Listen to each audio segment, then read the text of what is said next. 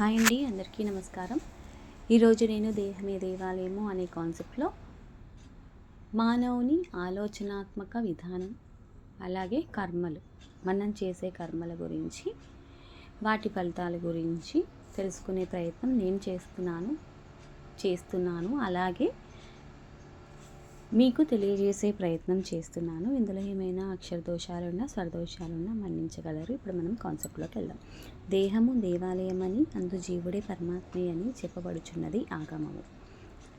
దేహో దేవాలయ ప్రోక్తో జీవో దేవ సదాశివ త్యజేదజ్ఞాన నిర్మల్యం సోహం భావేన పూజయేత్. దేహమే దేవాలయములని, జీవుడే పరమాత్మయని తెలుసుకుందాము.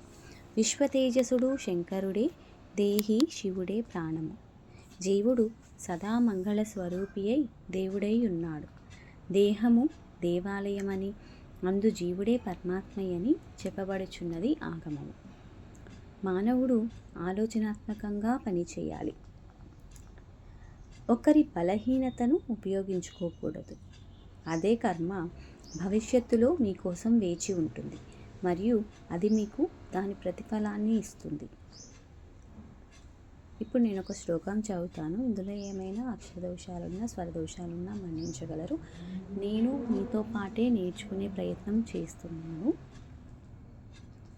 కర్మణ్యేవాధికారస్తే మా ఫలేషు కదాచన మా కర్మ ఫల హేతుర్భూర్మ తే సంగోస్త్వా కర్మణి. మీకు కర్మ చేసే హక్కు మాత్రమే ఉంది, కానీ దాని ఫలాలపై మీకు ఎప్పుడూ హక్కు ఉండదు అని అర్థం. మనకుండే కర్మలు 3 కర్మలు. అవేంటో తెలుసుకుందాము. ఆగామి కర్మలు, సంచిత కర్మలు మరియు ప్రారబ్ధ కర్మలు అనే 3 రకాలు. ఆగామి కర్మలు అనేవి మనము చేసే పనుల వల్ల ప్రాప్తించే కర్మలు. కొన్ని వెంటనే ఫలితాలను ఇస్తాయి. సంచిత కర్మలు అనగా పితృదేవతల ద్వారా ప్రాప్తించిన కర్మలు, తండ్రి చేసిన అప్పు కొడుకు తీర్చడం వంటివి. ఇక ప్రారబ్ధ కర్మలు అంటే పూర్వజన్మలో మనం చేసుకున్న పాపపుణ్యాల వల్ల కలిగే కర్మలు. పూజలు, యజ్ఞయాగాదులు, దైవదర్శనం, మహాత్ముల సందర్శనం ఇత్యాదులతో ఆగామి కర్మల నుండి విమోచనం పొందవచ్చు. పుష్కర స్నానాలు కూడా అందుకే. మనకు తెలియకుండా కొన్ని తప్పులు చేస్తాం. అంటే వెళ్ళే దారిలో చీమలు వంటి సూక్ష్మజీవులను చంపడం లాంటివి.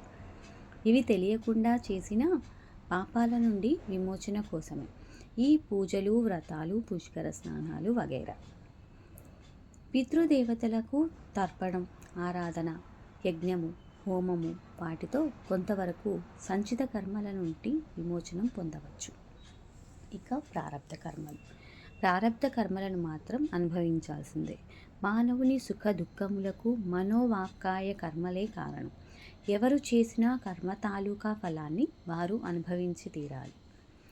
సృష్టి క్రమంలో భగవంతుడు సంకల్పించిన, మన వేద విజ్ఞానం ప్రవచించిన, అందరికీ వర్తించే, ఎవరూ తప్పించుకోజాలని ఇనుప గొలుసులతో మానవాళిని బంధించిన భగవంతుని కఠినమైన చట్టం కర్మఫలం.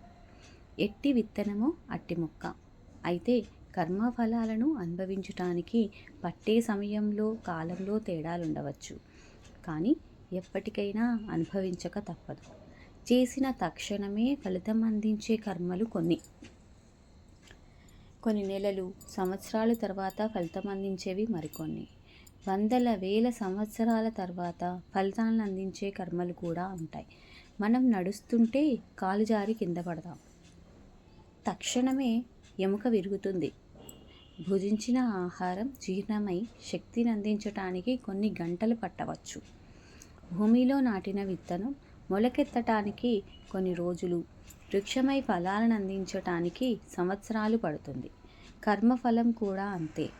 ఈ సత్యాన్ని గుర్తించని వారు, ఫలానా వాళ్ళు ఎన్నో దుర్మార్గాలు చేసి సొమ్ము కూడబెట్టుకుంటున్నారు, ఆస్తులు సంపాదిస్తున్నారు, వారి అక్రమాలకు బలై ఎందరో ఆక్రోశిస్తున్నారు, మరి ఆ బాధ పెట్టేవారు సుఖంగా ఆనందంగా ఉన్నారు కదా అనుకుంటారు. కానీ దైవ చట్టం వారు వీరు అనే తేడా లేకుండా అందరికీ అనుభవంలోకి వస్తుంది. అయితే ఎంతకాలంలోపు అనే ప్రశ్నకు సమాధానం చెప్పలేం. ఇప్పుడు సుఖాలు అనుభవిస్తున్న వారికి కష్టాలు అనుభవించే రోజు ఒకటి ఉంటుంది. కర్మఫలాన్ని కొంతమేర తప్పించుకోవటానికి ఒకే ఒక మార్గం ఉంది. అదే దైవానుగ్రహం. అది ఉంటే ఇతర గ్రహాలు ఏమీ చేయలేవు. భగవంతుని మెప్పించేది మన ఉత్తమ ఆలోచన విధానం. మనం చేసే మంచి పనులు, మనం మాట్లాడే మంచి మాటలు మాత్రమే. అంత మాత్రం చేత పూర్తిగా మనం కర్మల నుండి తప్పించుకోలేము. కర్మఫలాన్ని అనుభవించాల్సిందే. ఇది గుర్తుంచుకొని అనుక్షణం మంచి ప్రవర్తనతో సక్రమంగా ఉండాలి. ఓం నమో భగవతే రుద్రాయ. ఓం శ్రీ శంభురూపాయ నమః శివాయ నమః. ఓం నమః శంకరాయ విశ్వతేజసే నమః. మానవ సేవయే మాధవ సేవ.